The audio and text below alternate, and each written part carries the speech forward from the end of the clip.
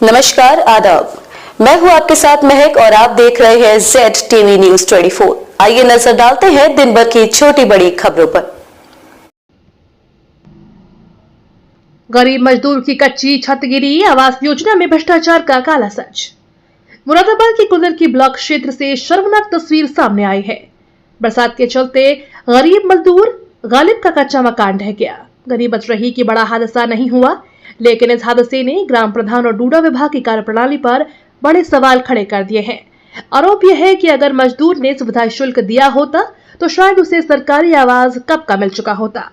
Kundarki block के चकफाजलपुर गांव का रहने वाला मजदूर गालिब 4 बेटियों, पत्नी और एक नाबालिग बेटी के साथ जर्जर मकान में रह रहा था। सोमवार की सुबह हुई बरसात में अचानक कच्ची छत भर कर गिर गई। घर का सारा सामान मलबे में दब गया और मकान में पानी भर गया। परिवार बाल बचा, वरना बड़ा हादसा हो सकता था। गालिब ने फूट कर आरोप लगाया कि उसने ग्राम प्रधान और प्रधान प्रतिनिधि से कई बार आवास की गुहार लगाई थी, मगर हर बार बहानेबाजी हुई। इतना ही नहीं, डूडा विभाग के अफसरों से भी उसने फरियाद की, लेकिन वहां भी केवल आश्वासन ही मिला।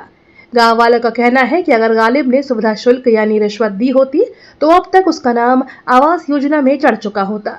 लेकिन जो गरीब ईमानदारी से सिर्फ अपने हक की उम्मीद करता है, उसे यहाँ कोई सुनवाई नहीं मिलती। आज गालिब और उसका परिवार खुले आसमान के नीचे है। आंखों में आंसू लिए मजदूर पूछ रहा है, क्या गरीब को सरकारी योजनाओं का लाभ पाने के लिए भी रिश्वत देनी होगी? आखिर क्यों इतनी भ्रष्ट हो चुकी है व्यवस्था? केंद्र और राज्य सरकार लगातार गरीबों को छत देने के लिए योजनाएं चला रही हैं, लेकिन जमीनी स्तर पर प्रधान और अफसर इन योजनाओं को अपने भ्रष्टाचार की भेंट चढ़ा रहे हैं। जी, क्या नाम है आपका? गालिब जी, कौन सा गांव है ये? अच्छा, ये जो छत थी, मकान कच्चा मकान है आपका, और ये जो छत गिरी है मकान की, आपकी कैसे गिरी है? बारिश में गिरी है। अच्छा, बारिश में गिरी है। तो क्या नुकसान यहाँ पर हुआ है? छत तो गिरी है, उसके साथ क्या कोई सामान का भी सामान भी सब ऐसे ही दब गया। अच्छा, कितने लोग थे परिवार के इस समय? 5-6 थे। कौन कौन है परिवार में? कितनी बेटी बेटा हैं? 4 लड़कियाँ, 1 लड़का। अच्छा, बेटियाँ बड़ी हैं? हाँ। क्या करते हैं आप? मैं मजदूरी करता हूँ। चाचा, ये तमाम जो है सरकार जो है आवास जो दे रही है, तो क्या आपने आवास के लिए कहीं कोई गए थे? जी, कई जगह इतला करी, बड़ा कोई सुनता ही ना भैया। गरीब की कौन है? अच्छा, और ग्राम प्रधान से कही कोई बात? क्या कहा ग्राम प्रधान? वो कहे भाई मैं तो अब क्या करूं, बोलो।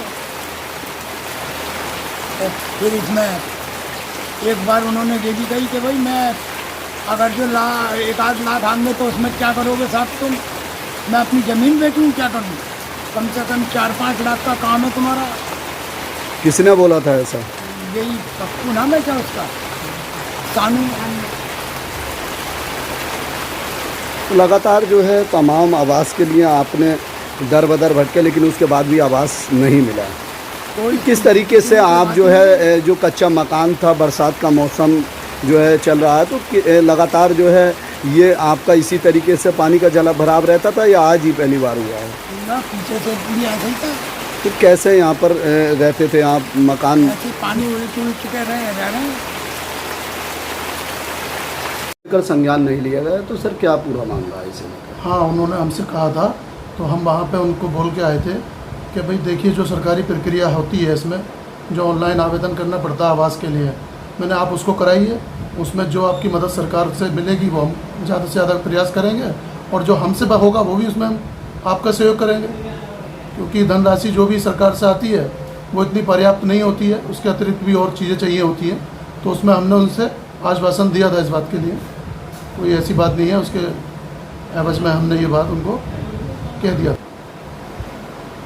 आगे मैंने उनसे कहा था कि भाई अगर 1,50,000 रुपये का सहयोग अगर हो सकता होगा तो हम कर देंगे, लेकिन वो बोले कि भाई पूरे आवास का आप करवाएं।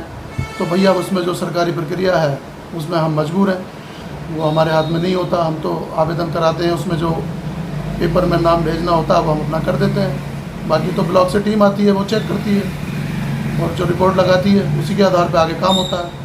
ठीक, तो उसके लिए सर जो पेपर थे उनके आवास के लिए क्या उन्होंने कोई ऑनलाइन वगैरह कराया? और आपने जो ग्राम सचिव ऐसी ही ताजा तरीन खबरों के साथ हमारे चैनल को सब्सक्राइब करें, लाइक करें और बेल आइकन दबाना ना भूलें। और देखते रहिए ZTV न्यूज 24। आज के लिए बस इतना ही। आगे मिलते हैं एक और बड़ी खबर के साथ। धन्यवाद।